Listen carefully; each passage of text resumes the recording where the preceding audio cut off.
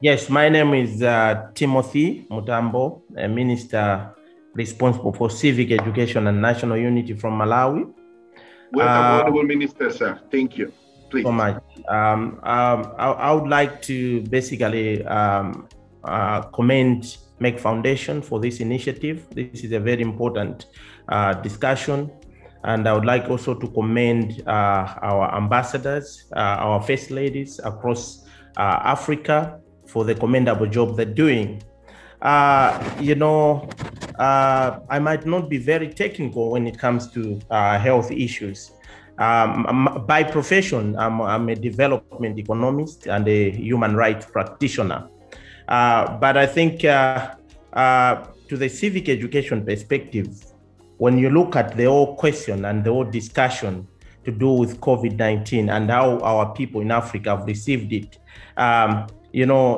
the reaction and the whole fact we are talking about to say we need to get to about 80% of our populations being vaccinated.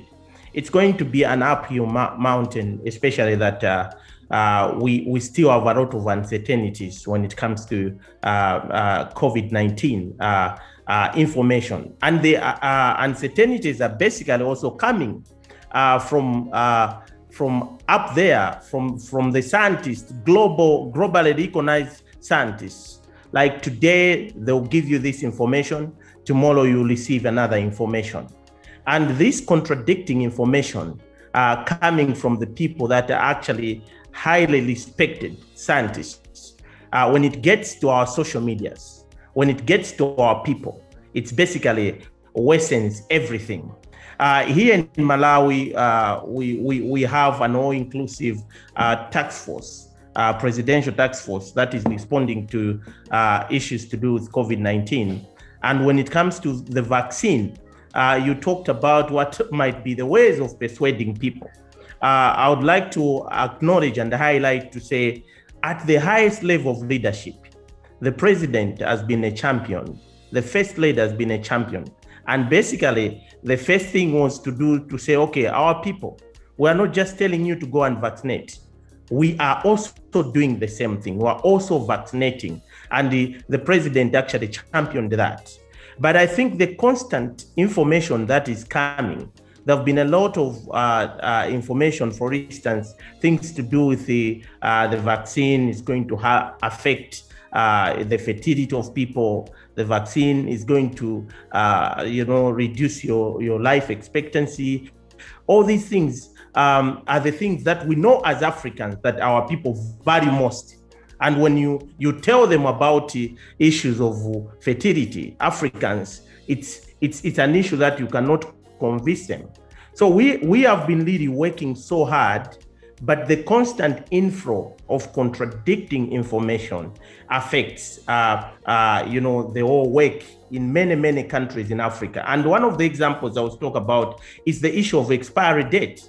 The vaccines that countries received, for instance, even Malawi, some of the vaccine had expired, but you receive another information up there to say, no, even if this vaccine has expired, you can continue using it.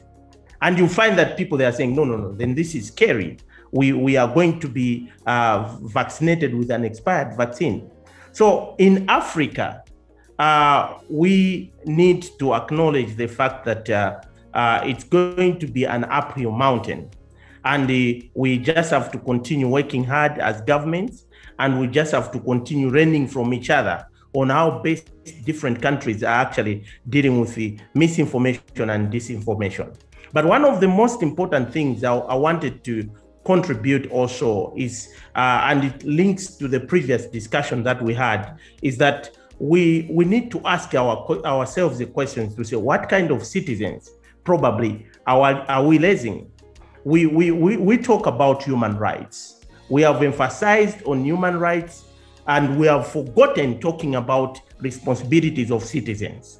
So most of these challenges that we're going to face now, they're going to be so difficult if we do not create responsible and patriotic citizens who will be able to have the anger the hunger to listen to the experts rather than to listen to misinformation in social media. And you see that disinformation and misinformation travel faster than the right information.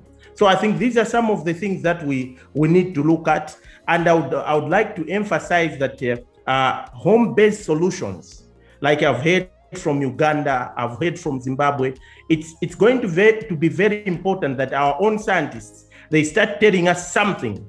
And when Africans are also hearing that from their own, it's very easier for them to be convinced or persuaded about even taking the vaccine. Right here in Malawi, the president put up scientists and doctors who are experts, who are constantly monitoring everything about COVID-19 and the vaccine, and they're constantly updating the citizens so that our information, the information that we're giving to our people, is evidence-based.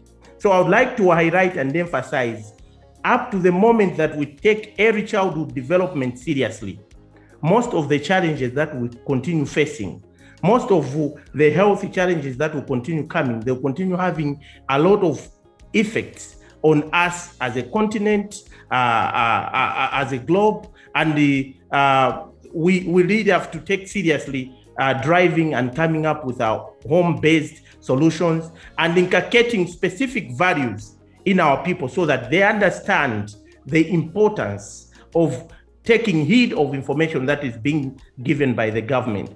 So far, I would like to commend again Merck Foundation for this discussion, because we're learning a lot from different countries. We're learning a lot from each other, because this is giving us a platform of sharing information.